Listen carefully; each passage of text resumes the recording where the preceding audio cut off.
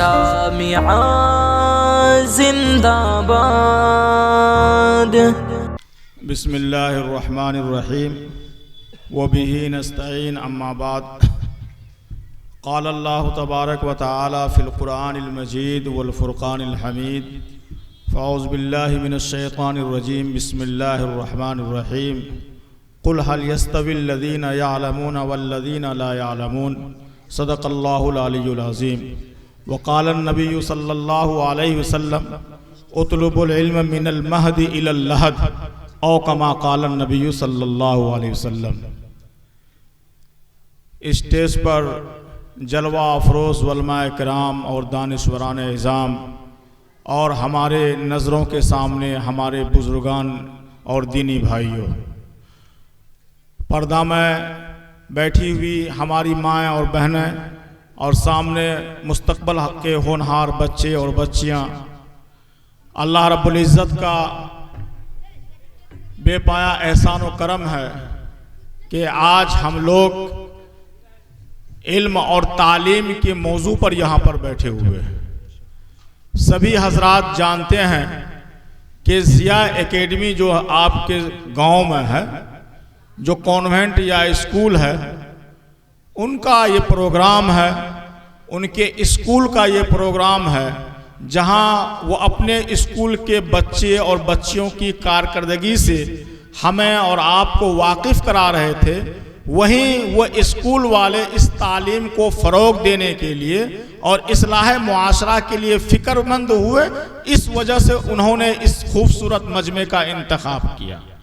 तो हम उस स्कूल के डायरेक्टर और इस जलसा के तमाम मुंतज़मीन के लिए दुआ करें कि अल्लाह रब्बुल इज़्ज़त उनकी सेहत में बरकत और उनकी उम्र में बरकत अता फरमाए और उनको दीनी और अच्छे काम करने की तौफीक अता फरमाए। दोस्तों, हमें मायूस नहीं होना है। हम आपको झंझोरें कि हमारी तादाद कम हो गई, हम नाउम्मीद नहीं हुए हैं, नहीं है नाउम्मीद। इकबाल, इस किश्ते वीरा से जरा नम हो तो ये मिट्टी बड़ी जरखेज है साकी। हम नाउम्मीद नहीं हुए हैं। हम 313 थे बदर में, हजारों पर हम फतेह याब होकर के लौटे थे। हम वो कौम हैं, हम कोई बुज़दिल नहीं हैं, हम तादाद में नहीं, हम जिंदा दिली को देखते हैं कि हमारे अंदर में दिल गुर्दा है या नहीं, हमारे अंदर में आज़्म है या नहीं, हमारे अंदर में उमंग है या नहीं। हम इस चीज के मानने वाले लोग। लाखों का मजमा हो जाए, करोड़ों लोग जमा हो जाए, एक भी सच बोलने वाला नहीं हो, एक भी कलमे तैयबा का पढ़ने वाला नहीं हो, एक भी हक बात को बोलने वाला नहीं हो, एक भी सच और हक की लड़ाई लड़ने वाला नहीं हो, तो उस मजमे से कोई फायदा नहीं होता। आज हम अफसोस कर रहे हैं कि भगवानपुर के इस प्रोग्राम में लोगों की किल्लत है, कमी है। हमें अफसुर्दा नहीं होना है, हमें एहतसाब करना है। मुझे मालूम है कि लोगों को जरूरियात होंगी, कोई परेशानी होगी, कोई बिजनेसमैन होंगे, कोई ताजिर होंगे, कोई किसान होंगे, कोई थक गए होंगे। लेकिन दोस्तों, ये फिक्र लेनी होगी कि जहां मुझे दुनियावी कामों में टाइम देना है, वहां दीनी कामों में भी हिस्सा लेना है।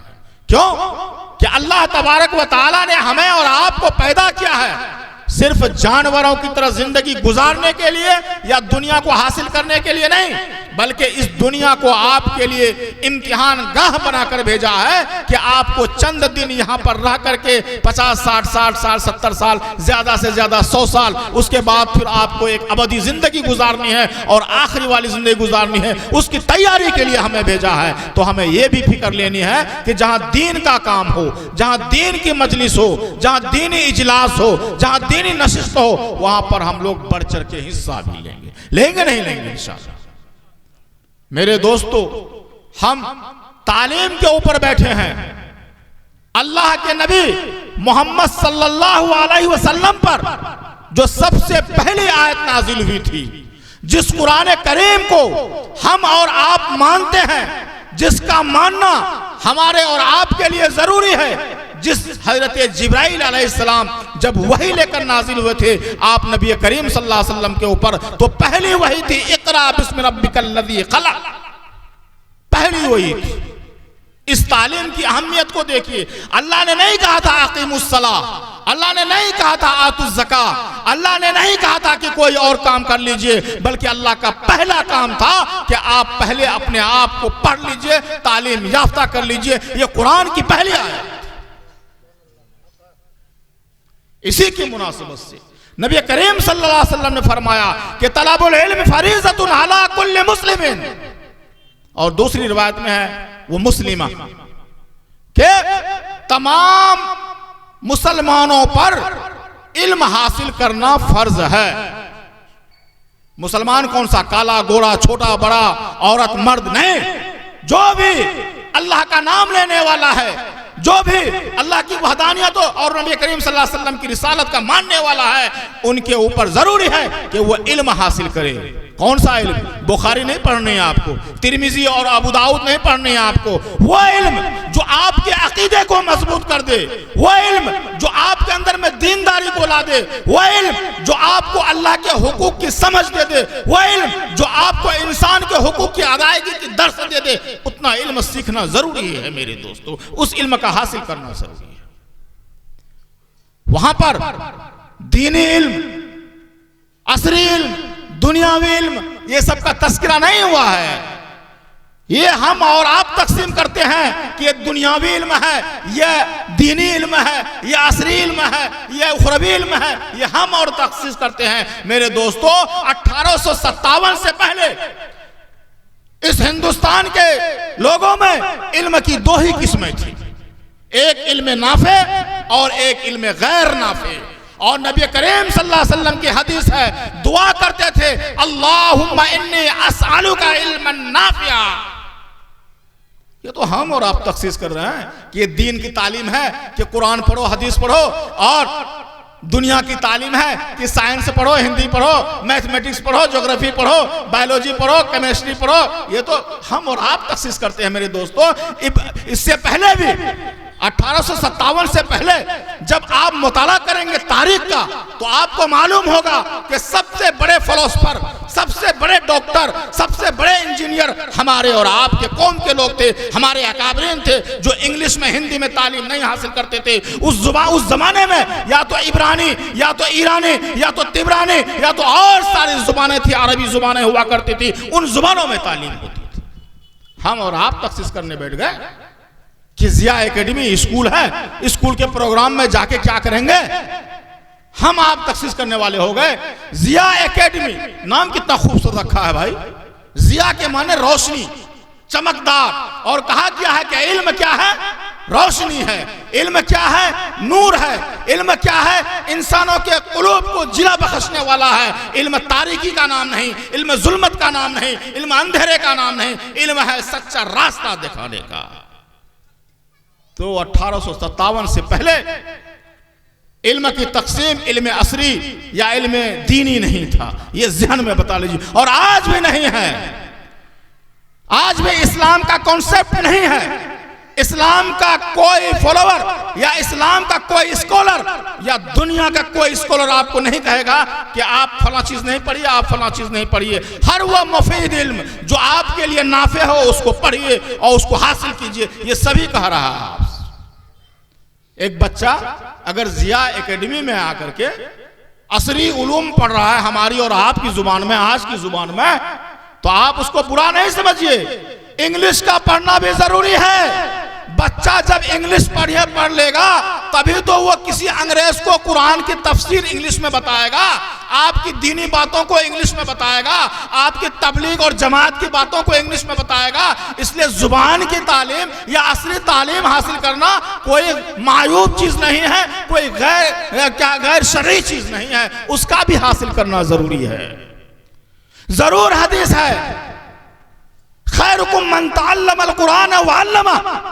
हदीस जरूर है कि जो कुरान की तालीम देता है वो सबसे बेहतर इंसान है। लेकिन एक हदीस ये भी है, खैरुन नास मन यनफउन नास, कि लोगों में बेहतर शख्स हुआ है जो दूसरे लोगों को फायदा पहुंचाता है। एक डॉक्टर साहब डॉक्टर बन जाते हैं, उनको दीनी तालीम की वाकफियत है, नमाज रोज़ा अकीदे से सभी चीज़ की जानकारी रखता है, और वो डॉक्टर साहब किसी गरीब की मदद करता है, किसी लाचार को फ्री में दवाई दे देता है, किसी गरीब का ऑपरेशन कर देता है, तो क्या यह इबादत नहीं है? बताइए, इबादत है या नहीं है? इबादत है मेरे दोस्तों, ये इबादत है। एक इंजीनियर साहब किसी मदरसे का, किसी मस्जिद का, किसी मकतब का फ्री में नक्शा बना करके दे देता है, क्या यह इबादत नहीं है? इबादत है। इबादत नाम सिर्फ नमाज पढ़ने का नहीं है, इबादत नाम सिर्फ रोजा रखने का नहीं है, बल्कि इबादत नाम है कि जिस इंसान का जो हक है उसको पूरा कर दीजिए, यह इबादत है। मेरे दोस्तों, हमें और आपको फिक्र लेनी होगी। ये स्कूल प्रोग्राम कर रहा है, यहां पर इसको डांस का प्रोग्राम, सकाफती प्रोग्राम कर लेता। जो कल्चरल प्रोग्राम होते हैं और स्कूलों में आप देखते हैं ना, बच्चियां डांस करती है, अलग अलग चीजों को पेश करती है, कव्वाली गाती हैं, न पर्दे का एहतमाम होता है, न उछलने कूदने का एहतमाम होता है, ऐसे लेकिन अल्लाह तौफीक दे, अल्लाह हिदायत दे, अल्लाह इसको सिला दे इस स्कूल के डायरेक्टर को, जिन्होंने इतना अच्छा मंसूबा बनाया और एक दीनी प्रोग्राम किया। और दीनी प्रोग्राम करके उन्होंने आप लोगों को सिर्फ और सिर्फ ये पैगाम दिया है कि हमारा एक एक बच्चा, हमारा घर का एक एक फर्द पढ़ा लिखा हो जाए, तालीम याफ्ता हो जाए, जाहिल नहीं रहे।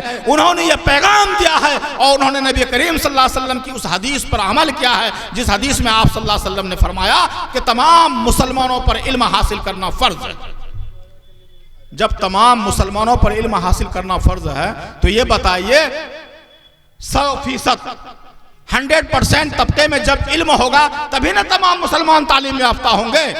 अभी आप पढ़े लिखे लोग हैं, स्कूल जाते हैं, एक बोर्ड लिखा रहता है सर्व शिक्षा अभियान, लिखा रहता है ना, सर्व शिक्षा अभियान। क्या मतलब होता है उसका?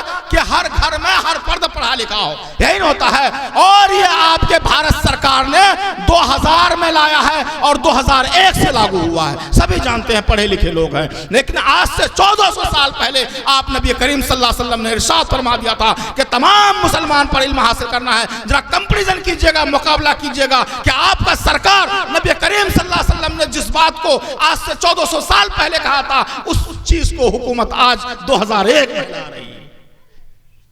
कहां है? अक़वाम मुत्तहिदा ने आज से 60 साल पहले एक योजना बनाया था, एक स्कीम लाया था कि पूरी दुनिया तालीम याफ्ता हो जाए, पूरी दुनिया में एक एक फर्द पढ़ा लिखा हो जाए। आज से 60 साल 70 साल पहले अक़वाम मुत्तहिदा ने कहा था, लेकिन नबी करीम सल्लल्लाहु अलैहि वसल्लम ने आपको 1450 साल पहले कहा है। आप जानते हैं कि आप नबी करीम सल्लल्लाहु अलैहि वसल्लम की शान अक़ीदत को देखिए, उन्होंने किस चीज को कहा और हम क्या कर रहे हैं। मेरे दोस्त, तो अगर हम सच्चे उम्मती होते, अगर हम नबी करीम सल्लल्लाहु अलैहि वसल्लम से सच्ची अक़ीदत और मोहब्बत करने वाले होते, तो उसके पैगाम पर 100% उतरते, तभी हम और आप कामयाब मुसलमान बनते। आप सल्लल्लाहु अलैहि वसल्लम ने तो फरमा दिया कि तमाम मुसलमानों को इल्म हासिल करना फर्ज है। आप नबी करीम सल्लल्लाहु अलैहि वसल्लम ने तो फरमा दिया कि इल्म हासिल करना माँ की गोद से कब्र तक है। आपको माँ की गोद से तालीम शुरू कीजिए और कब्र तक पढ़िए। उतलुबुल इल्म मिनल महदी इलल लहद, यही तो कहा नबी करीम सल्लल्लाहु अलैहि वसल्लम ने। हम अमल कितना कर रहे हैं? सरकार एक निशान बना रही है, सरकार और हुकूमतें और दुनिया की तमाम हुकूमतें ये प्रयास कर रही है और एक इरादा लेके चल रही है कि हर घर में हर फर्द पढ़ने वाला हो जाए। और मैं आपको बताऊं, आप तारीख सुनेंगे तो हैरान रह जाएंगे। स्पेन, आपको तारीखी बात बताता हूं, स्पेन 450 साल मुसलमानों की हुकूमत रही। कितने दिन? 450 साल। और 450 साल तक वहां के मुसलमानों की तालीमी फीसद 100% रही। कितने परसेंट? 100%। स्पेन के अंदर में 450 साल तक मुसलमानों की तालीमी तनासुब 100%। मेरे दोस्तों, कितना वक्फा गुजर गया, कितना जमाना गुजर गया। उस दौर में जब इस निशान को क्रॉस कर सकता है, इस निशान को पा सकता है और उस मंसूबे पर अमल होकर के 100% कर सकता है, तो हम और आप क्यों नहीं कर सकते? और दूर मत जाइए, वो तो आपने स्पेन की तारीख सुन ली। मैं आपको अभी 2013 का रिपोर्ट सुनाता हूं। 2013 में केरला के अंदर में केरला स्टेट ने एक रिकॉर्ड कायम किया कि 2013 में केरला स्टेट 100% तालीम याफ्ता हुआ, आपके इंडिया के अंदर में, कहीं बाहर नहीं है। और 2013 में उन्होंने इस लक्ष्य को पास किया। कैसे पास किया? और केरला ही के अंदर में मल्लापुरम एक डिस्ट्रिक्ट है, मुसलमानों की आबादी 72% से ज्यादा है, 72% से ज्यादा है। उस मल्लापुरम के मुसलमानों के एक एक घर में कोई बच्चा या कोई बच्ची या कोई मर्द औरत ऐसा नहीं है जो जाहिल रहा, पढ़ा लिखा नहीं रहा, बल्कि हर घर का एक एक फर्द पिया उस लक्ष्य को पार किया। मेरे दोस्तों, अगर हम चाहें तो क्यों नहीं पार कर सकते? अज़्म है हमारे अंदर में। भगवानपुर के आदमी अगर चाह लें तो क्यों नहीं उस चीज को पार कर सकता है, और उस स्कूल में, मदरसों में, कॉन्वेंटों में अपने बच्चे को पढ़ा करके फीसद को कायम कर सकता है। कोई बड़ी बात नहीं है, शर्त है कि आपको आज़्म लेना होगा। आप खुशकिस्मत हैं कि अपने बच्चे को दीनी इदारे में पढ़ा रहे हैं। मेरे दोस्तों, आप ईसाई मिशनरी के स्कूल में पढ़ाइए, आप अंग्रेजों के स्कूल में पढ़ाइए, आप बिरादरान वतन के स्कूल में पढ़ाइए, कोई मना नहीं करता। और हम लोगों का सिर्फ और सिर्फ यही पैगाम है कि बुनियादी तालीम अपने बच्चों को अपने इस्लामी स्कूलों में, इस्लामी मकतबों में, इस्लामी इदारों में जरूर दे दीजिए। बुनियादी तालीम कम से कम 5 क्लास तक अपने बच्चों को अपने इस्लामी स्कूलों में जरूर पढ़ा दीजिए, ताकि कल आप जब मरें तो बच्चा आपका दुरूद भी पढ़ सके, आप पर फातिहा भी पढ़ सके, बच्चा आपके जनाजे की नमाज में दुआ भी पढ़ सके, और बच्ची कम से कम ये जान ले कि हमारा रिश्ता कहाँ से होगा, वो शरीयत को पहचान ले, कभी वो मुर्तदा नहीं होगी, बच्चा आपका कभी मुर्तद नहीं होगा। कम से कम 5 क्लास तक आप अपने बच्चे को पढ़ा लीजिए, उसका अकीदा दुरुस्त रहेगा, उसका दीन दुरुस्त रहेगा। मैं आपको बताता हूं, मध्य प्रदेश में और राजस्थान में एक बिल लाया गया था, और आपको मालूम होगा कोई ज्यादा दिन नहीं हुआ, अभी 10-12 साल हुए हैं, एक एक्ट पास किया गया था कि तमाम स्कूलों में सूर्य नमस्कार जरूरी है, सूरज को पूजना जरूरी होगा।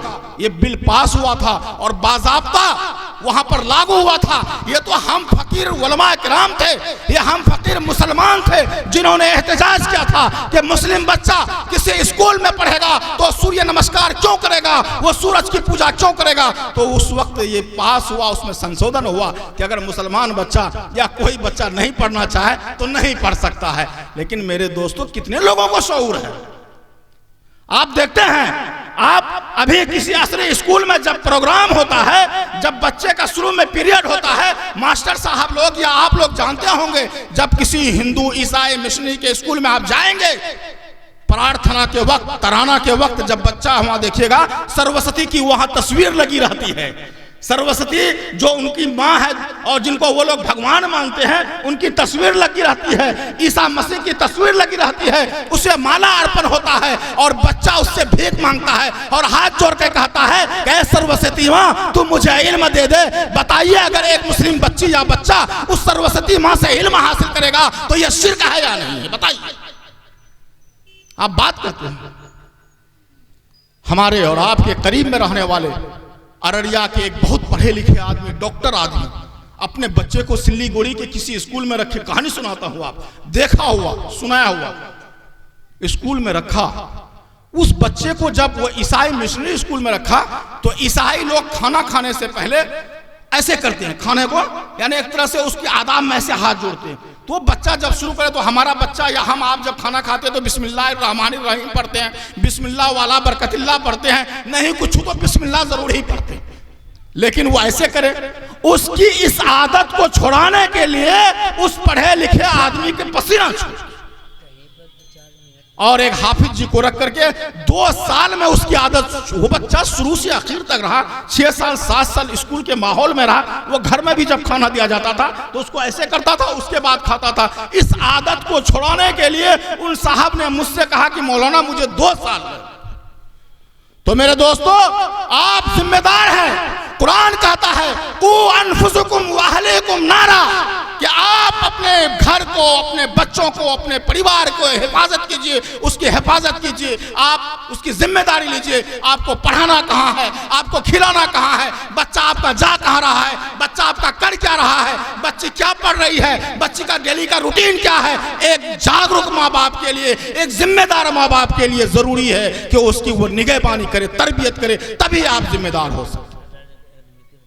सिर्फ बच्चे को पढ़ा नहीं लेना है, बच्चा मेरा बहुत ब्रांडेड स्कूल में है, वहां 4 लाख रुपए सालाना लगता है, मेरा बच्चा या बच्ची वहां पढ़ रही। नहीं दोस्तों, आपको निगरानी करनी है कि वो बच्चा अपने इस्लाम पर, अपने दीन पर खड़ा या खड़ी है या नहीं, वो बच्चा कलमा तैयबा जान जहा है या नहीं है, उस बच्चे को आप नबी करीम सल्लल्लाहु अलैहि वसल्लम के आखिरी नबी होने का इल्म है या नहीं है। वो बच्चा या बच्ची ये जरूर जान रही है ना कि एक बच्चा की शादी मुसलमान किसी कलमा पढ़ने वाले से हो सकती है। ये तरबियत जब तक उनमें नहीं होगी तो मेरे दोस्तों बेकार है, बेकार है। ये जिंदगी हमारे और आपके लिए अजीरन है, हम जिम्मेदार आदमी नहीं हो सकते हैं। तो हमें चाहिए कि हम तालीमी तनासुब को जितने, कितने अफसोस की बात है, 4% से कम बच्चे मदरसे में जा रहे हैं, 4% से कम बच्चे।